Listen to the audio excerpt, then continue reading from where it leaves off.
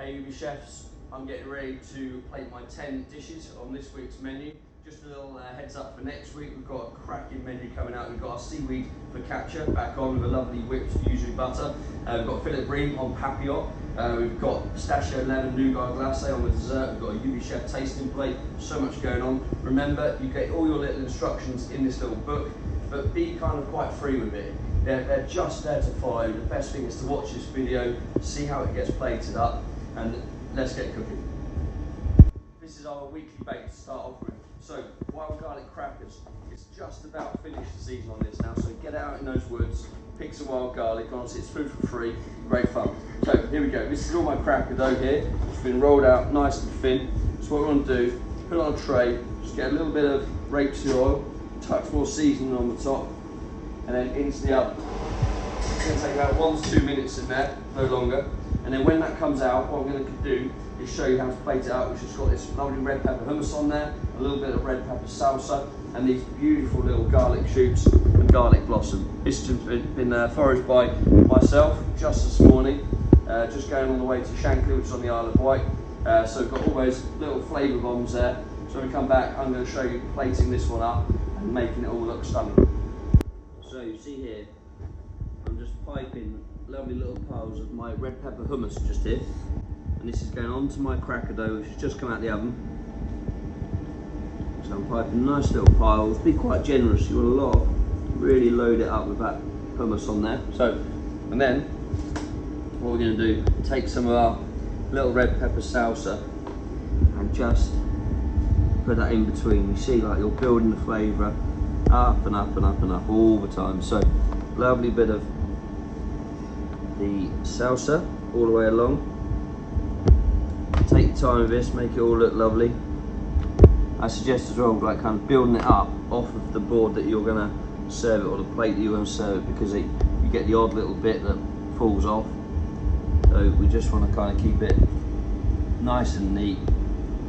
There we go, all lovely. And then I'll just show you how I put my leaves and leaves and flowers on. So these beautiful little garlic shoots. Now, when you get the wild garlic, you push the leaves aside, and these are the ones that are fighting for the light underneath. So wild garlic is absolutely really strong. So if you eat the big leaves, you taste garlic for the rest of the week. But like this, they're just lovely little spikes of flavour as you eat your crackers. So let's get a few more on there. We've given you plenty in the tub. So a few more shoots, and then I'm going to come with these really pretty little wild garlic flowers. See, look at them, absolutely beautiful. Let's get a few of them on there, and you'd be amazed at the flavour from these. It's just absolutely stunning. So let's get a few of those, even some of those little buds that aren't quite open. Again, they have a lovely little bit of colour interest to start your meal off with. So see how easy that is to do. And again, you're taking all the kudos here of being the chef. Everything done for you. Look at that. So what I'm going to do then, I've got a nice bit of barley just to sit my crackers on. Sit them on a board, whichever you like really. Then here we go. Let's start just sitting them onto my barley. And then this is just great really for taking to the table. You've got loads there for sort of 2 to 4 people, depends how hungry everyone is. They can just sit there as the bread, and away you go. So look at that. Beautiful plate to start off with, celebrating the last of the wild garlic. This is my starting weekly bake for this week's menu.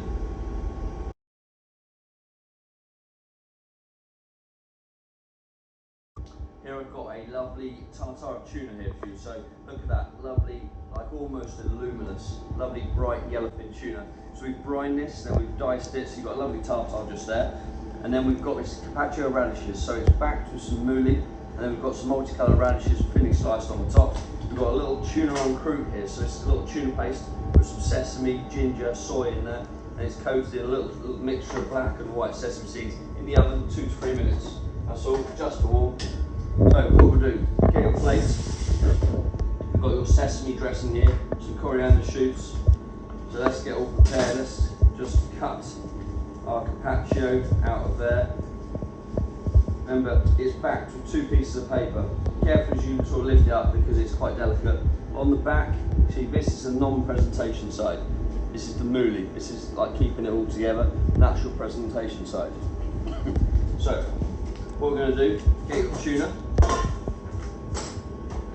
cut it through, and get all your tuna into a little mixing bowl. And then what we're going to do, we're going to get some of our sesame dressing and get that all on the top. So let's get all our tuna, there we go. Take a spoon, give your dressing a good stir, just to remix it and emulsify it together. A bit of a dressing on there, save the rest for that presentation. Also a touch of salt. So I use Maldon salt, and then get your spoon in there, give it a good mix.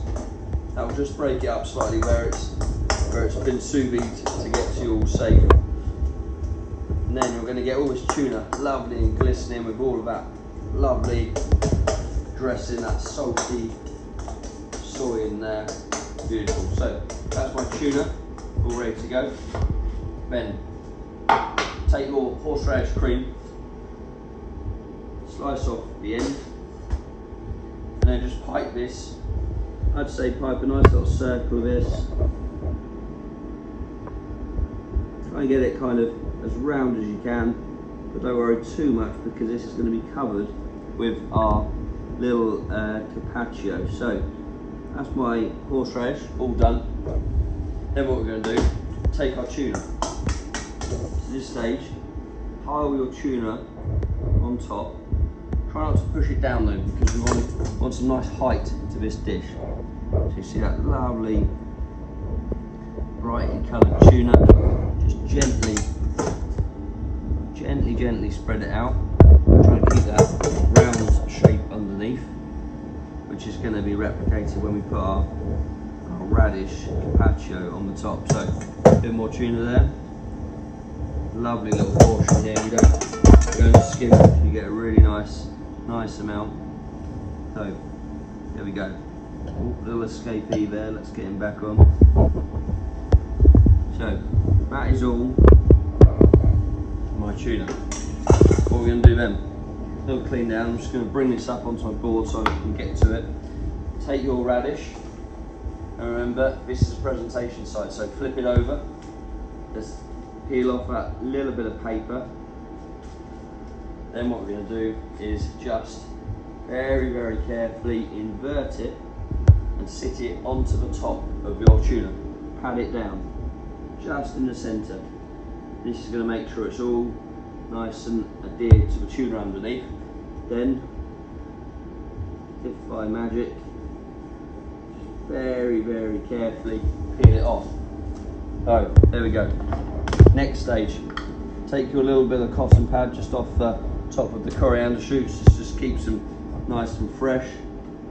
And I'm just going to get them onto my board. And I'm just going to start putting a few of these lovely flavoursome shoots on the top. You don't want to cover up the radish too much. You just want to add a few flecks of green. Coriander flavour, of course, going lovely with that. Soy. So a few more on there, like so. We'll save these for another dish. And then we've got our dressing ready. Let's get our tuna sashimi out of the oven. There it comes. Lift down to the board. And all I'm going to do is take a final bit of my dressing, give a good stir again. Tiny bit around. There we go. Little token gesture, tiniest bit on the top as well. Your tuna sashimi just on the side. There we go.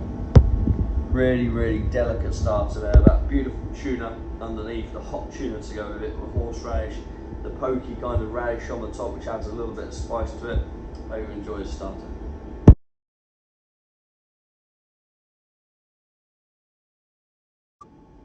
This is my duck terrine starter.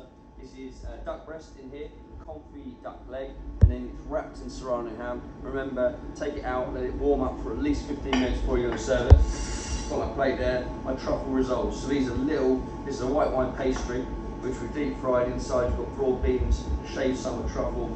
They smell absolutely delicious. Let's get them in the oven now. 2 to 3 minutes, no longer. There you go. And then my garnishes, so yeah, broad beans, little broad bean salad with some lovely like chiffonaded runner beans in there.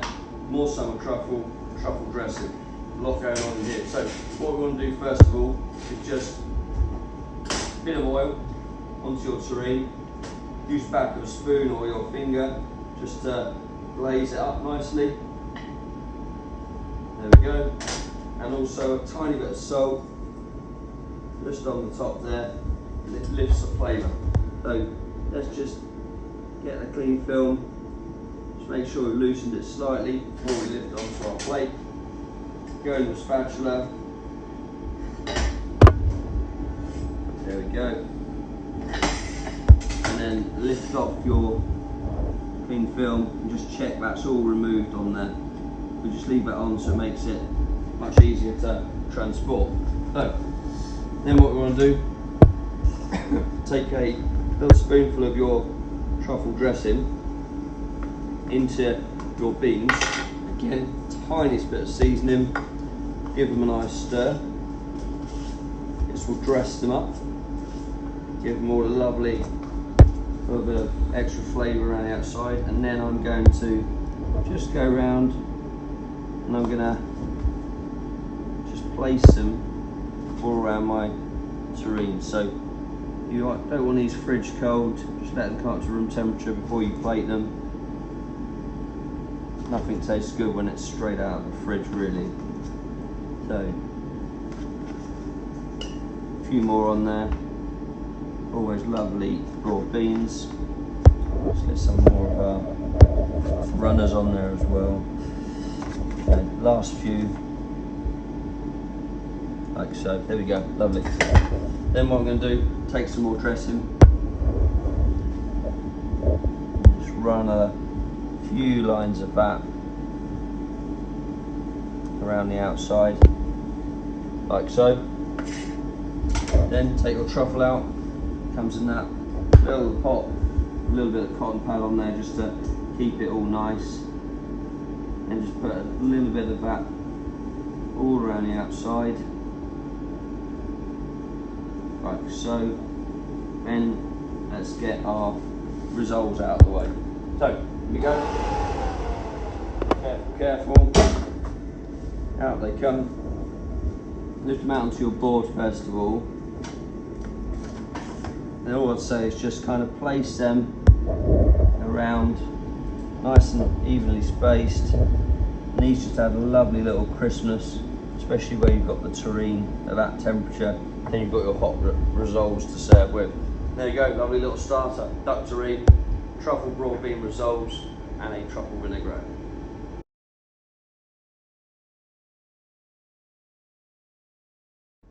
Vegetarian starter this week on the UBChef menu is this cauliflower cheese souffle. Yum. So here's your twice baked souffle. We've got cauliflower cheese on the top, some lovely aged parmesan there. That's going to go in the oven for about 10 to 12 minutes. You don't need anything else on there. This has got the topping, so it's going to melt onto it, lovely and golden brown. So 10 to 12 minutes into there.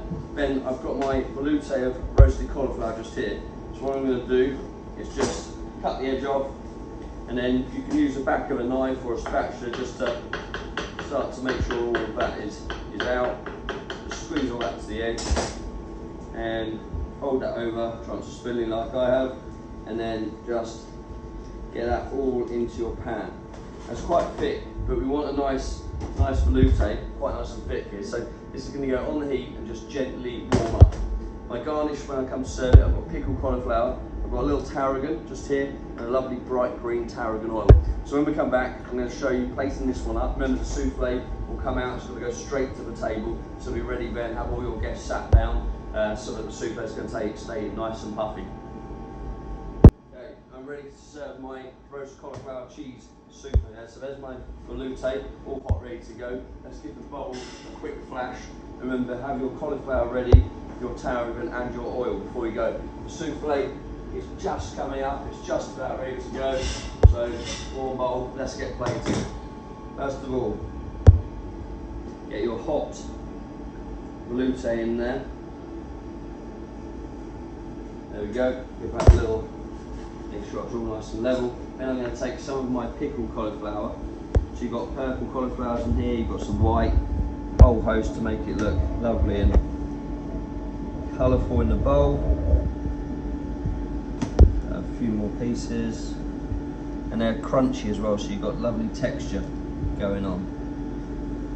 A few more. And the reason you're doing this now is because when that souffle comes out, you want to go straight to the table. So last few, then we're going to get some lovely pieces of fresh tarragon on there. So get your tarragon out on the board. Let's get a few nice leaves popping about. Tarragon absolutely beautiful with cauliflower. So a few pieces, all been picked down for you, ready to go. That's it. A little clean down, ready to go. Then my oil, tarragon oil. Let's just put, look at that, lovely. Lots of colour going in there, lots of interest. And all that's left, souffle. Get your spatula, grab your souffle out nice and quickly, but being careful, it's hot. Get in there, use a paper to help you get it out. Into your bowl, sit it in, away you go. Cauliflower cheese as a starter with that beautiful velouté. Hope you enjoy it.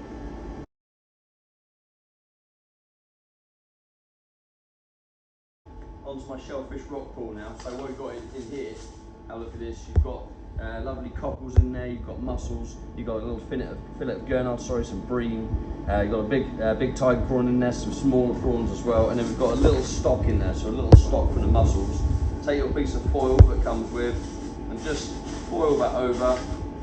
It's got some stock, as I say, set in the bottom, so that's going to keep it like steaming as it cooks. So that's going to go in the oven about 12-15 minutes, but really just until the fish is hot. I mean, I don't want to cook the fish too much, so just keep an eye on that. Once it's up to heat, absolutely fine. So then what we've got is a lovely little consommé here. So this is a lovely clear crab consommé, which we've seen it finished with saffron. So just pour that into your pan, like so, and I'm going to put that onto the heat. I'm going to bring it up, and then these really nice little shellfish dumplings. We've got crayfish, we've got crab going through there, we've got some limes there, some herbs. Put your dumplings into your pan of stock, your consommé, put a lid on, cook it for a further 4 minutes, but nice and gently. All you're doing is just warming those dumplings up. At the same time, get your sea herbs, some rock samphire that I foraged this morning, just down on the cliffs at Ventnor. So that's going to go onto the stove, into the oven, 4 minutes, same as this, and then just your shellfish oil, beautiful, like lovely. That's got crab bones in there, lobster, really nice. That's going to just finish our dish. So we'll be back in about 10 minutes or so. I'm going to show you how to plate the rockpool. Let's get our shellfish rockpool served now. So that's our hot plate ready to go. Let's bring our dumplings over. So they've all warmed up in the stock now. Sea herbs. And there is all of our fish, all ready to go. So what you want to do, be careful of the steam when you take the foil off. You've got all of your fish there with all that, look at the smell of the mussels, absolutely lovely, really nice, lovely and fresh. Take some of your sea herbs.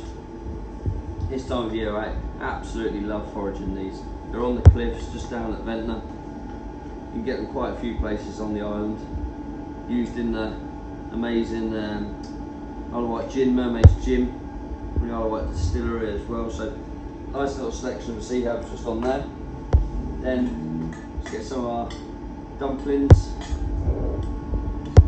You can see how they've taken on that colour of that Kashmiri saffron in the consommé. So I'll get those around. Then what I finish to do is get a few mussels. So let's build some of the shellfish in. First of all, like so, get some of those big juicy cockles. so there's lots going on in here.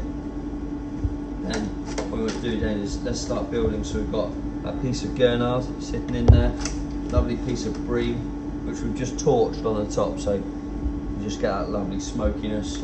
Some tiger prawns, just around.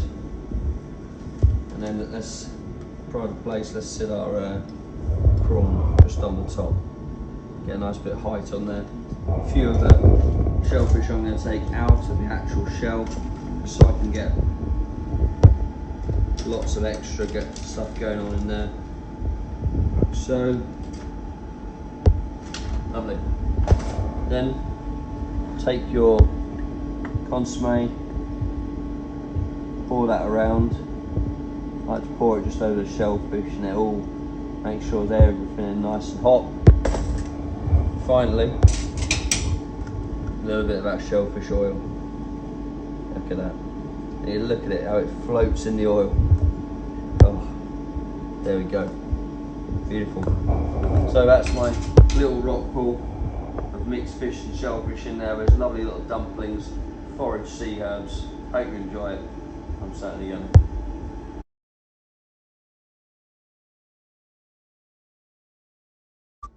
Lovely main course for you here. This is a lamb Wellington, so you get this beautiful individual lamb Wellington. It's got a herb pancake in there, watercress pancake, puff pastry around the outside. Then we've got a lamb farce going through the centre, and then our can of lamb just in there as well. So what you want to do, get a pair of scissors and just carefully snip off either end. So you don't want to sort of scrape the pastry here. So just kind of take it off like that, and then gently open the cling film out, and you'll find the edge of where the cling film starts, and then just like that, unwrap. Okay?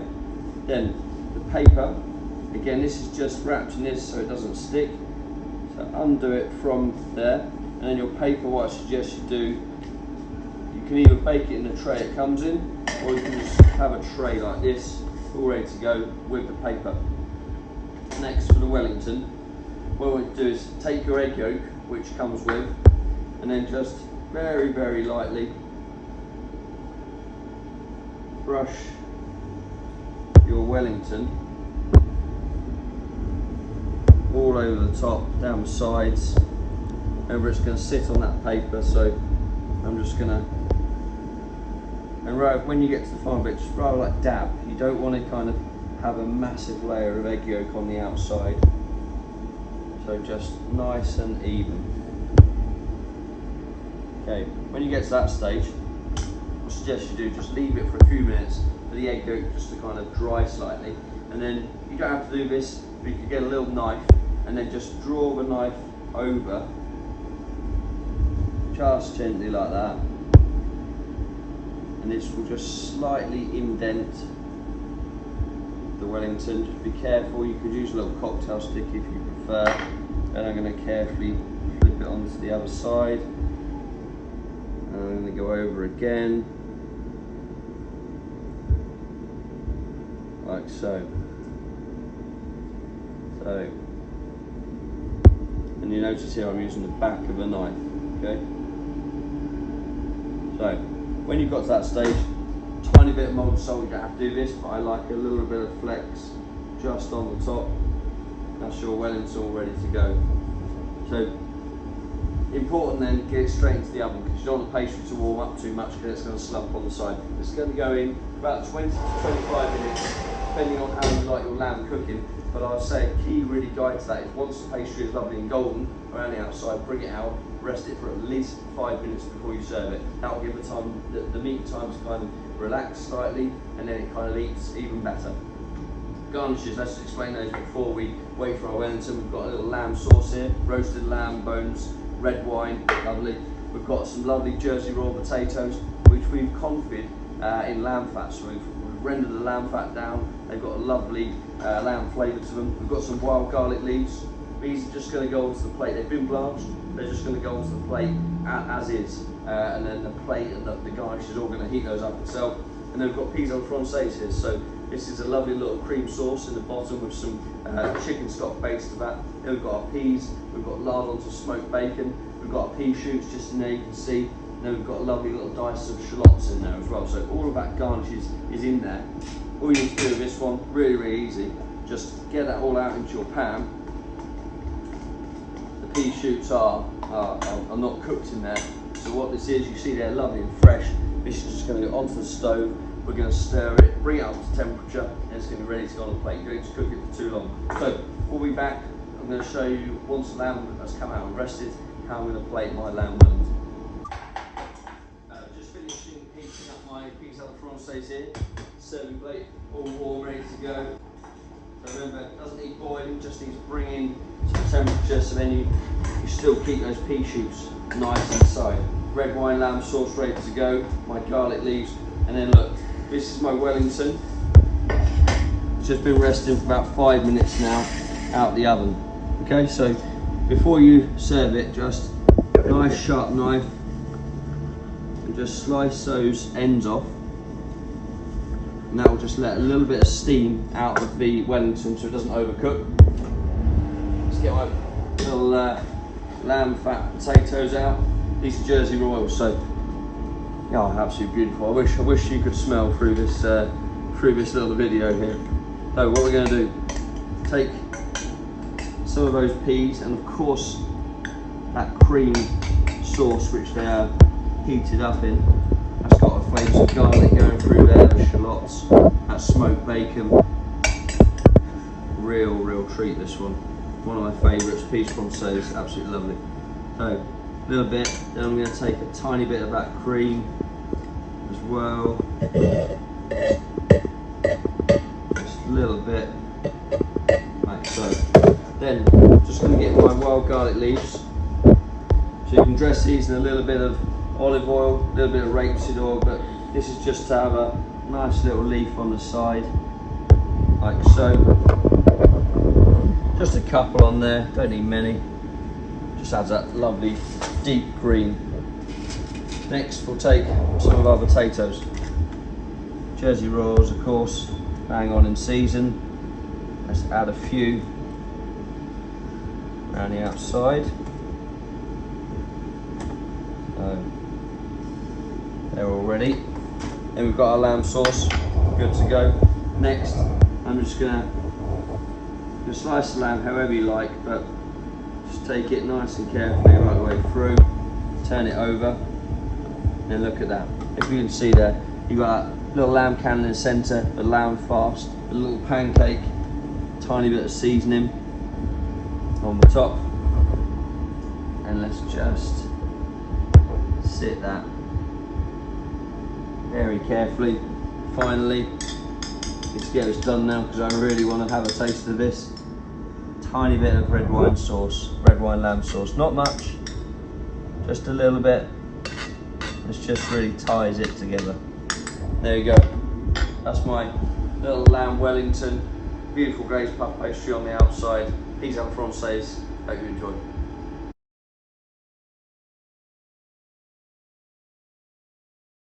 Here I've got a lovely little lasagna for a main course here. So in here you've got layered up, you've got basil pasta, you've got Isle of Wight tomatoes, which of course are best. So this is like a beefsteak tomato, which we semi-dried, just to intensify the flavour and also make it so it's not too wet. We've got some roasted aubergine in there, and then for the bechamel we've done like a polenta, just sat through there with our parmesan in, and as that bakes it's going to become nice and soft.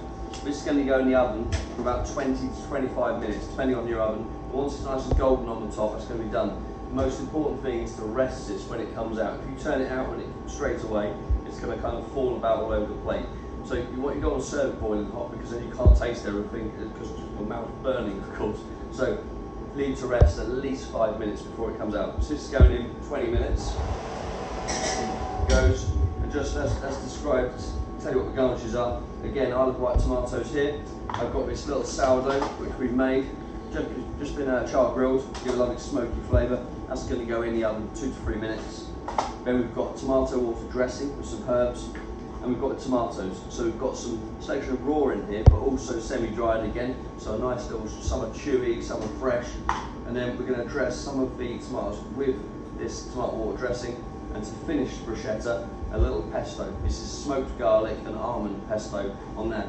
So when we come back, I'm going to show you just presenting this. Remember to rest that lasagna before we serve it.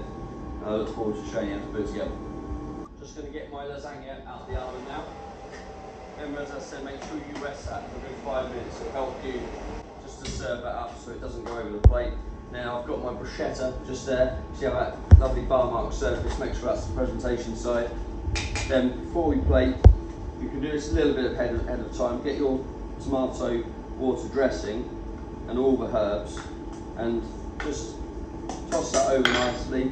A little bit of extra seasoning in there, and then just make sure that's all lovely and coated. And that's where, as I say, you've got that different texture of the tomato in there. You've got some cooked, some which are nice and like with chewy, dry texture. So I'm just going to plate those, play with the colours as you plate it. Beautiful green ones, tiger tomatoes, all sorts going on here. Then look at that, let's get our semi-dried ones, just like little jewels on the top. Bit of flat leaf going through there, a little bit of tarragon leaf. So lovely, lovely colours, full of flavour. Happy with that. So let's get a fish slice, help us out here.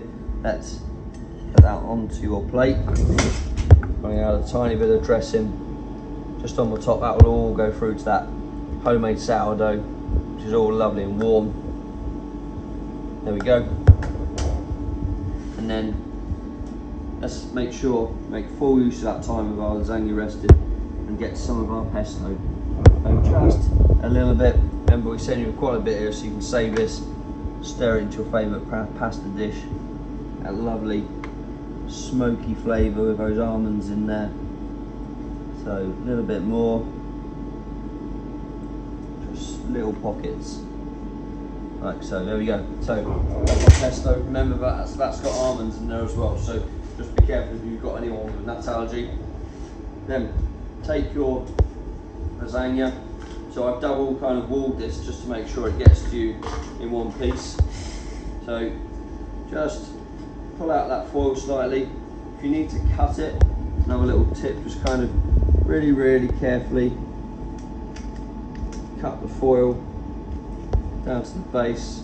This is just so that you can get your fish slice in to lift it up. So just make sure if you do cut it, you don't get any of the little bits of foil floating around, so just give it a good check. And then take your fish slice, nice and careful,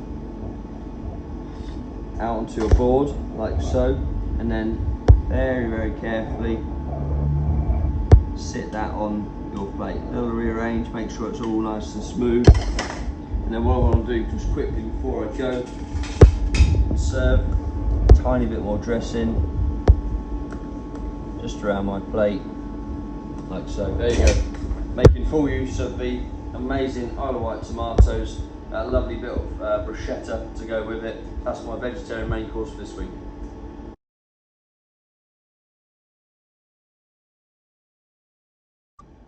On to desserts now.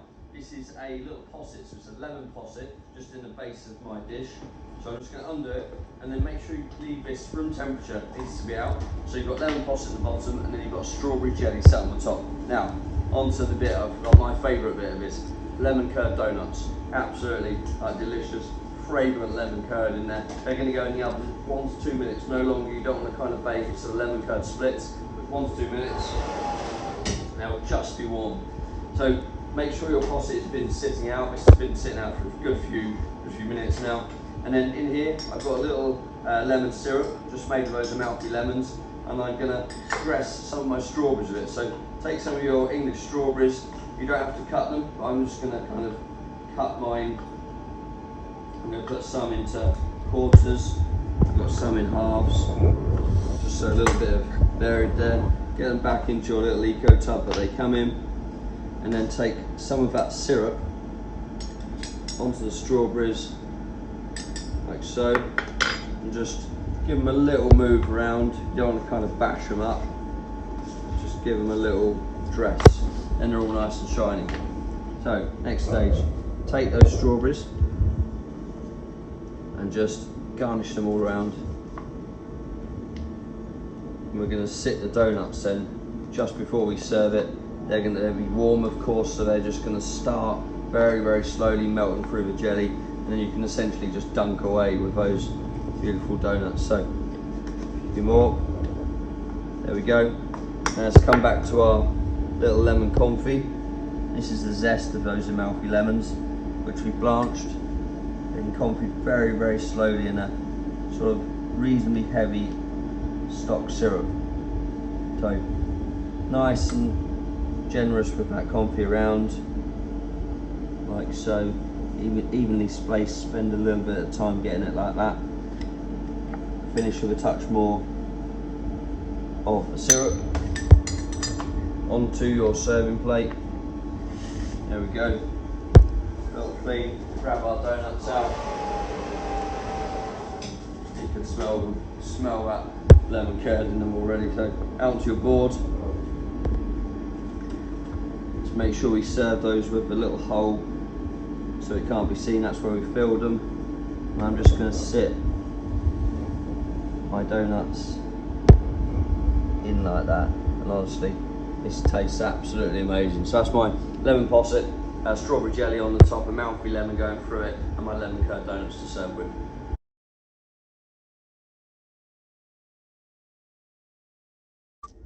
Here I've got a chocolate and passion fruit Delice for you. It's got a lovely little brownie base on the bottom, then we've got the chocolate and passion fruit, a chocolate and passion fruit glaze on the top, and of course a bit of gold leaf just to make it extra special. Little choux buns, they're going to go in the oven for about 1 to 2 minutes. They've got a little chocolate glaze on the top, so just in there 1 to 2 minutes only. They'll be very, very quick. You've got passion fruit and white chocolate fudge. You want to kind of keep that in the fridge, but let it go a couple of minutes just to warm up. Then passion fruit gel just hit. Cut the end off your piping bag. Then let's get some piping, nice little tiles or a line. You can do whichever you like. So my little passion fruit gel going all the way around. Then let's get our cubes of fudge. So they are all nicely in there. Take a little palette knife. Make sure your Delice sits at room temperature before you serve it. Really, really important. Don't want to serve it fridge cold. Make sure that is all nice in there. You've got your passion fruit seeds just here. So just take a little spoon, little teaspoon, and just add a little few seeds. Kind of scrape it from either side of the passion fruit, and then you can just lift them out. Just few going around. More texture than anything, but also that really kind of nice acidity cut through all that rich chocolate. There we go. Time to just grab our choux buns out. Out they come.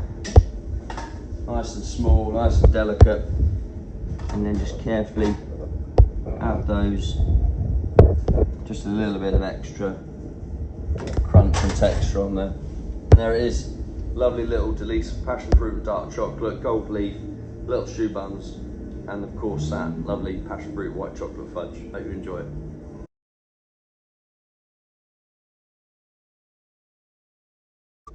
On to the last course of sweets. This is our cheese course. Remember, you can have a cheese course to share. It's like an intermediate before or after dessert. Make sure you leave it out, good amount of time for the cheeses to warm up, of course. And let's kind of open them up. Smell coming up straight away. Got one I haven't had for quite a while, lovely Livereau in there, which is really, really nice. We've got a Forme d'Ambert. You get your cheese notes, look at this. We do your Aubergine cheese notes, you've got your title, you've got whether it's pasteurised, unpasteurised, a little picture telling you what milk it is. For example, this one from Piemonte is a Rossa di Lagna, and it's got cow's milk and it's got sheep's milk in there as well. So you can impress all your guests with your amazing cheese knowledge. So what you do then is just arrange them. Of course, we put them in the order of strength we think you should serve them. You don't have to do that. You can change it around, completely up to you. So there we go. That Forme d'Ambert just in there. And then finally a little bit of quince. Then what we're going to do, we've got a little chutney that we serve with.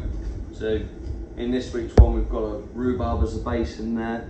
Still making use of that, so that's all going in. Beautiful bit of chutney to go with. Let's get that on the back. A little bit of a bendy fork, and these found seed crackers, absolutely love serving these where you've got the seeds that go through the very fine dough.